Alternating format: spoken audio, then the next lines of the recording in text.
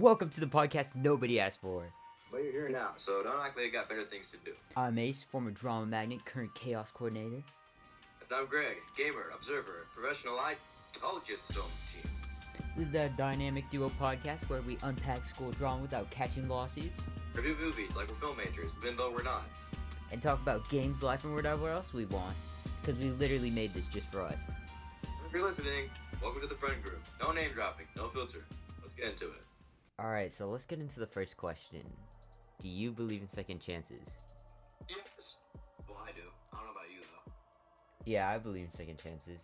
I think that it kind of depends what, like, the person did. Like, if they did something that's really, messed up, then I would not give that person a second chance. It just really depends on what happened. I mean, I'm more forgiving, believe it or not. So, like, obviously, with that comes in, you know, rebuilding or redemption, because I like to do that with a lot of people, because, you know, I've encountered a lot of people who've done really messed up things, and I should have left them for, but I didn't, and then somehow, some way, they became a better person. But I do like your approach. However, I'm more, how do you say, I'm more lenient. I feel like it also, like, depends how much like time has passed since if they, like, did something bad. That too, actually, yeah. If anything, I mean, what would you consider how much time is too much time? I don't think there's too much time. I'd say there's too little time.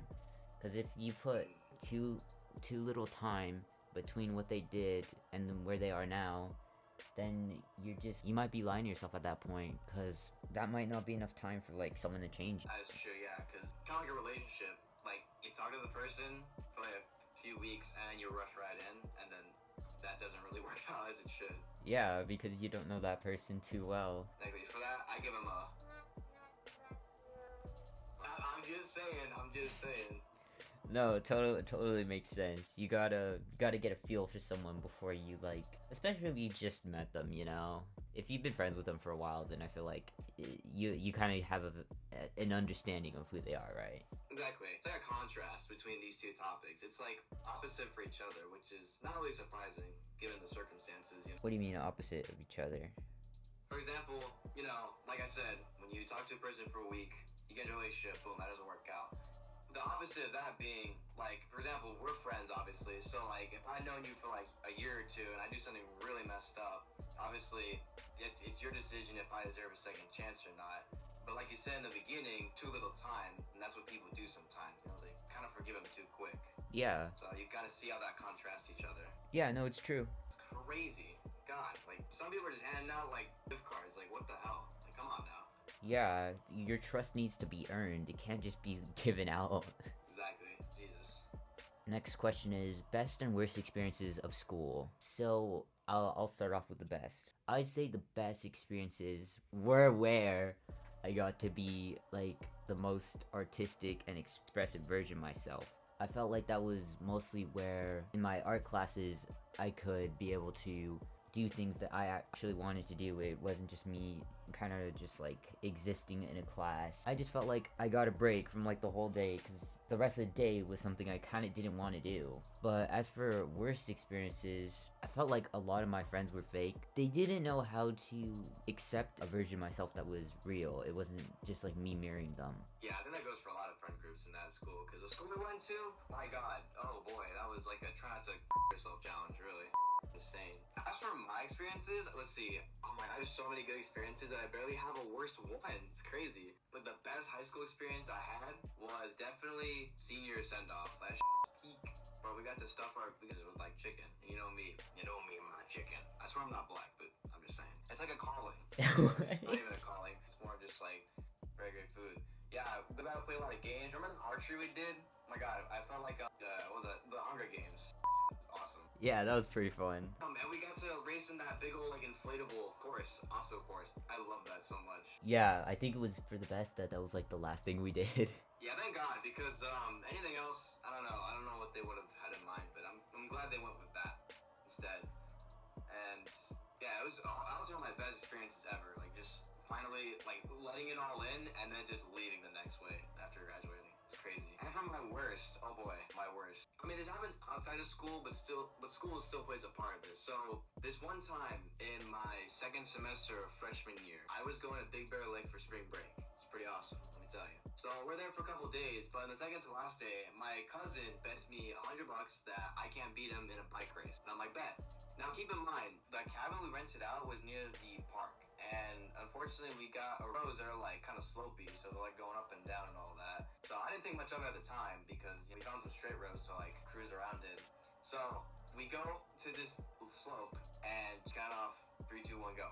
And so far he's beating me. I try and pedal harder. I start beating him, and I'm seeing that I'm approaching the cabin and also the playground, which I'm like, all right, bet this is about to be easy. But as I'm going down the slope, I try and brake because I see a car coming to my left, and it's one of those old school brakes where you have to like push down on the pedal instead of a handbrake. So Oh my god. I try to stop myself, but for some reason, I don't know, to this day, I don't know why the bike did this. I jolted to the right, so I started Tokyo drifting, and then, like, literally out of nowhere, it just hits me right on. I can hear the horn, and then bam, shatters my left side of the ankle, land on my right side of the ankle, which gets broken, and I'm surprised I didn't get knocked out, because I landed on my head. Well, actually, no, I actually covered myself. Like, how are you doing crunches on the floor? I kind of did that on my head being all, like, battered and stuff. So, I land, and I was a little dizzy. I was like, oh my god, what the fuck happened? And I look, and I was like, oh Jesus, okay, maybe I ought to pop myself up because I gotta like can't feel my foot. So I crawl. There's like passersby. I'm like, oh my god, are you okay? Okay, and I'm like, yeah, I'm fine.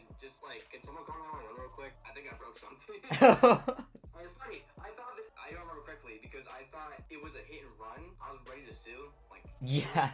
they more that settlement, but surprisingly, these people actually stopped the car and they actually went on to see if I was okay. And I was like, wow, that's actually really sweet of them. I thought that they were gonna like just hit me and not return. And so they're like, oh my god, are you okay? You okay? I'm like, yeah, I'm good. And my cousin's going in the like cabin. He's yelling, yo, Greg just got hit by a car, and they're all freaking out. And like they come out and they see me, and I'm like, hi guys. Up against a tree. Just being casual about it. I needed to level myself, and I didn't want to like lay on the floor. That's pretty uncomfortable. Yeah, I bet. It was mostly just grass and straw. Not even grass. It was just like straw, and that was it. Kind of like the ones at the senior lawn. You know, like all that straw that gets there under the trees. It just pokes you. Yeah, exactly. Yeah, that's what happened. It kept poking my head and my face, and I was like, ow, hurt. So someone calls 911. They get an ambulance here. They ask me how I'm doing. I'm like, I'm doing good. Then they take me to the back. I never obviously been in the back of an ambulance. It looks really cool. I'm not gonna lie to you. The shows and like the movies you see actually depict it pretty realistic. I was like, whoa. I feel like I'm in The Rookie or like Grey's Anatomy. I think it's pretty hard to mess up an ambulance scene. Just get an ambulance. Yeah. Well, you see, when you're on a tight budget, you can't afford me. Well, exactly. Shoot your then you should just get good, man. Yeah. I know it was wrong. It was a skill issue. I shouldn't have got hit by the car. I should have just blocked it. Was I thinking? You're right. Anyways, you should have just parried. I know I wasn't wearing a helmet, by the way. Surprise, surprise. I know. And I call that a skull crusher.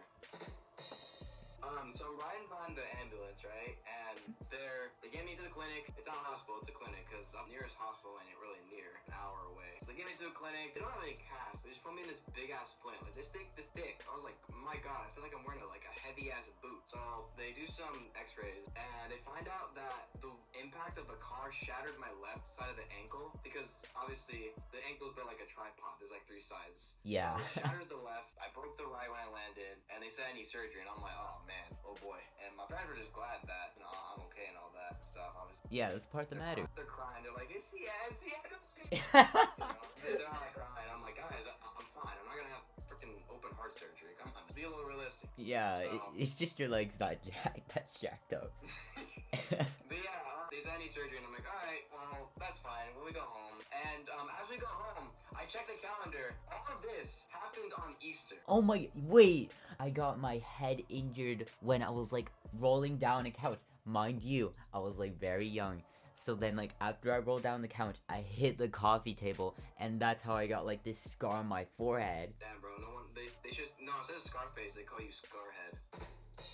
Oh my god, that's crazy though, wow. I think you had it worse than me. I didn't get anything on my head. So no, I didn't get stitches though. I feel like getting stitches is so much worse. Oh, it is for sure. Especially if it's not those like dissolvable ones, then it's worse. They just had to glue my scar back together, that was it. Yeah, like you. This happened on Easter, And my parents take me back the next day. We pack up. A few weeks later, we go to the hospital, and I get surgery done. Got it. They made incisions to the left and the right. They put 8 metal screws or pins, and then 1 metal plate, and then 38 staples on like each side of my ankle. Oh my god. I was like, Jesus Christ. When I woke up, I didn't feel it, because I took heavy amounts of antibiotics, so I didn't really feel that much, which was fine. And I can still see the scar, and I was like, whoa, pretty wet. That's pretty wicked. That's pretty wet. That's pretty wicked, guys. And then I finally got a cast after they were doing the surgery. I was like, thank you, finally, something that's a bit more stable. Because the splint was okay. A month passes by. I get a regular black boot, the big ones that they give you. Yeah. Pretty sick. I can actually walk. Then they give me an ankle brace the next month. And then in the final month, I'm ready to go. I don't need anything, and I'm back to normal. 3 months recovery. That's pretty good. Would have taken me like a decade if I was older. Yeah, solid recovery.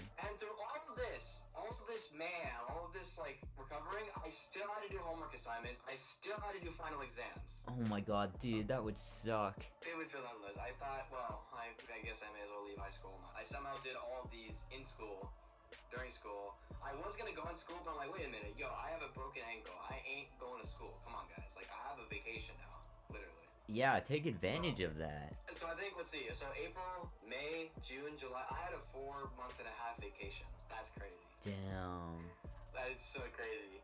And it's funny too, because I had the materials to actually go to school. I was like, hell no, I'm gonna stay at home. What are you talking about? You should stay at home. Like, why would you come to school after that? I understand if it's not that major, sure, but mine was obviously major, so you already know. I stayed home. Hey, I didn't remove them at all. I still have all the scarring and the metal from inside my ankle still to this day. Then they get it removed a few years ago, but we didn't schedule an appointment, and I'm pretty sure the metal's already infused with my bones already, so I don't think that's happening anytime soon. And yeah, that was really it. So I had school to deal with even during all that, which was bull, but I still did it, and I still came out pretty well in the end, thank God. I don't know what happened to the cast, but I had like most my family and my friends sign it. It was awesome. I don't know what happened. It's gone. You didn't keep the cast? I should have. I don't think I threw it away, but like, I don't know. It's so weird. Don't worry, next time I break something, I'll keep it this time. Okay. Can I get a round of applause, Thank you. Yep.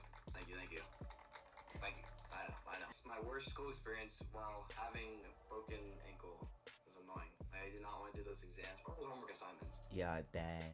I saw your scar too. I just never knew the story until now. So, the next question is, what teacher did you hate the most? Oh boy. The classic one. The oldest time. Alright, I'll let you go first. I think my answer is everybody else's answer. It was the Asian math teacher. I know how that sounds, but I'm not. You racist! No, he was old as hell, and he low-key kind of acted like a I was in his class. He was out here flirting with like one of the girls, cause like the girl started flirting with him, and like everyone was just side-eyeing this guy, man. It was weird, and he was like kind of boring, and like the whole class like just felt like squished in, and I'm like, I don't want to deal with this for the rest of the year.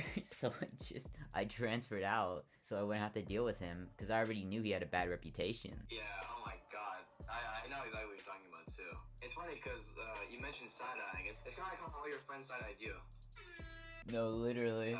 It's funny. During all that, he actually did give extra credit if you wore sandals to school because he had a foot fetish. So. Yeah, everyone talked about that. I mean, hey, listen.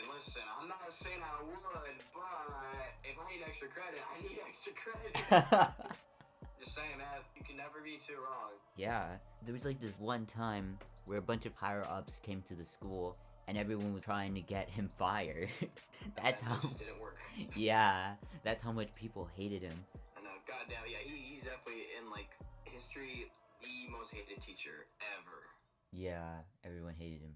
I only had him for like a few like weeks, and then I got switched out and transferred, which I was like, phew, thank God. Very glad to not have to go through all that. I guess for me, the teacher I hated the most. Honestly, I didn't hate that many teachers, believe it or not, when we went to high school. Mine were solid, surprisingly. I know yours wasn't, but mine was completely solid. I got the good end of the stick. I mean, there was one teacher that I disliked. He was the biology teacher at our school, and he's more of a top-heavy guy. He loved to ramble on about, Like, I'm not even joking, every single time we go to his damn biology class, one way or another, he's sneaking a conversation on how, like, he loved his glory days. Like, he kept talking about it every single goddamn time. It was like a reminiscing period. First period, I had to deal with that. First, I tell you. I think I had him Like- for like third or fourth. God, and it didn't get any better at all. Actually, that's, you know, in the long run, I'm kind of glad I had him first period because I heard from other people from that, from like second or third, he gets worse during like each period. So I was like, I'm so glad I had him first, not to deal with that. Like, I thought it was bad now, but obviously it was way worse for everyone. He was kind of an for no reason, like at all.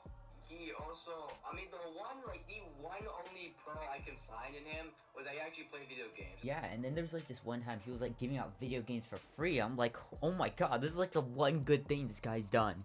Exactly, like, oh my god, like, that's so many redeeming quality. It doesn't forgive anything else. And his assignments were kind of mid. I mean, we wasn't in a rush. We had to get them all, like, in class. Like, That was like hands down the worst part. And if you didn't get it done in class, you had to like beg him to make it up because like otherwise he'd give you like 0 points or something like that. On the next question, what teacher was the rudest if you ever had a rude teacher? I think the rudest teacher, I mean, I didn't have her, but she was definitely not right in the head, mentally at least. Oh god, she was, I don't even know where to begin. First of all, there's a picture of her out there where she's on the podium in her classroom and she's doing the middle fingers and making a funny face. And I'm like, bro, why? Is it the language arts teacher? Yeah, it's her. I mean, I don't know her, but, you know, she's white, brunette, a little pudgy, but, you know, give or take. She was like, our friends used to have her, actually, like, most of them. It was crazy. I had her You didn't too. see it? Oh my god. Yeah. I never had her. How was it? Come on now, give it up, guys, give it up. You barely told me, though, so I want to hear it. I'll tell you now. I'll tell you now. Go ahead, Tom. I should be listening to you. So she acted like a regressed high schooler, and she tried to joke around with all of us. Like, she wanted to fit in with us so bad. It made me think, you know, that I guess she really doesn't like fit in with like the people who are more mature or like who should act like they should at that age, you know? Yeah, oh god, it's one of those adults. Like, Yeah. God, I feel so bad for them. They do not know what move on means. Well, it's fine to dabble into the lingo and like joke around with that, but like when you're doing all that, what she did. Oh my god, she like crashed out at the end of the school year. I don't know what one of her students did, but it was one of the juniors, I think. And there was like this one time that I did experience in class. She was like yelling at these two girls to like get out of her like classroom, and honestly, like she was totally justified in that moment because those two girls were so annoying. They did not know how to shut up. It was like the whole world revolved around them. It was awful. I think that's like the only one time it was justified. I don't know everywhere else though, but that was the one time it was justified. And with that, ladies and gentlemen, that is the last question. Wow. Alrighty. Well, in that case, anyone, thank you for tuning in to the Dynamic Duo podcast, and we hope you have a lovely evening, morning, night, or wherever else planet you live in. I don't know. I mean, there's aliens out there, right?